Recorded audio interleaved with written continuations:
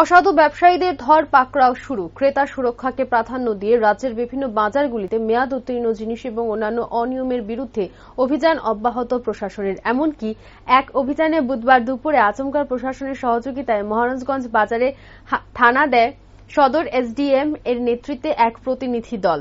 অভিযান চলাকালীন মহারাজগঞ্জ বাজারে দুটি দোকান বন্ধ করে দেওয়া হয়। সঠিক কাগজপত্র দেখাতে পারেনি ওই দুটি দোকানের মালিক। আগামী দিনগুলিতে এই ধরনের অভিযান চলবে বলে জানান ডিসিএম রঞ্জিত কুমার দাস। তিনি আরও বলেন, এই দিন মহারাজগঞ্জ বাজারে চাল, আটা, আলু, পেঁয়াজের সঠিক মূল্য নির্ধারণ রয়েছে কিনা, পাশাপাশি ক্রয় এবং বিক্রয়ের রসিদ বেশ কয়েকটি চালের দোকানে পাওয়া যায়নি। তিনি বলেন, ক্রেতা সাধারণের স্বার্থে অবৈধ ব্যবসায়ীদের বিরুদ্ধে প্রশাসন ব্যবস্থা গ্রহণ করবে। এদিকে বিভিন্ন বাজারে ব্যবসায়ীরা অত্যাধিক হারে বিভিন্ন জিনিসপত্র কৃত্রিম মূল্য বৃদ্ধি করে চলেছে। এখন দেখার প্রশাসন এই অসাধু ব্যবসায়ীদের বিরুদ্ধে কি ধরনের আইনত ব্যবস্থা গ্রহণ করে, তার দিকেই তাকিয়ে গোটা ক্রেতা মহল। খবর পেয়ে এসে তা না, আমাদের এখন এটা রুটিন একটা ডিউটির মধ্যেই এসে গেছে।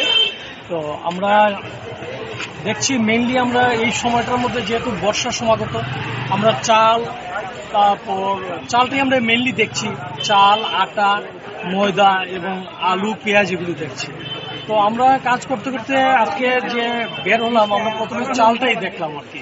তো কিছু কয়েকটা চালের দোকান আমরা ভিজিট করেছি। তো আমরা এখানের মধ্যে তাদেরকে পারচেজ মেমো এবং সেল মেমো আমরা চেয়েছি, ওরা কিছু প্রডিউস করতে পারেনি। আর চালের কোয়ালিটি নিয়ে আমাদের একটু সাসপেকশনের মধ্যে আছে, এই আর কি। আমরা মেইনলি আজকে চালটাই দেখছি। মানে কারোকে সিজ করা হয়েছে বা ফাইন করা হয়েছে বা কিছু না? ফাইন তো আমরা জেনারেলি দেখুন, ফাইন তো অপশন না। আমরা চাই যে legal as per essential commodity অ্যাক্টে যেটা হয় সেটাই আমরা নেই। যেমন আমরা একটা কি বলে এলপিজি ডোমেস্টিক সিলিন্ডার আমরা দেখলাম যে আনঅথরাইজলি সে কমার্শিয়াল পারপাসে ইউজ করছে, সো সেটা আমরা পিক আপ করেছি।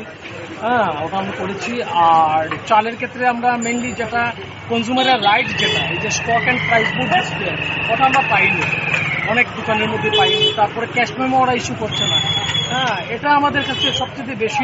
এখন আমাদের দেখুন সবকিছু ট্রান্সপারেন্সি, ক্রিস্টাল ক্লিয়ার, কিন্তু আমার কনজিউমাররা জানতেই পারছে না যে আজকের দিনে যে কিচেন খাজানার দাম কত বা আরাম চালের দাম কত সেটা জানতে পারছে না।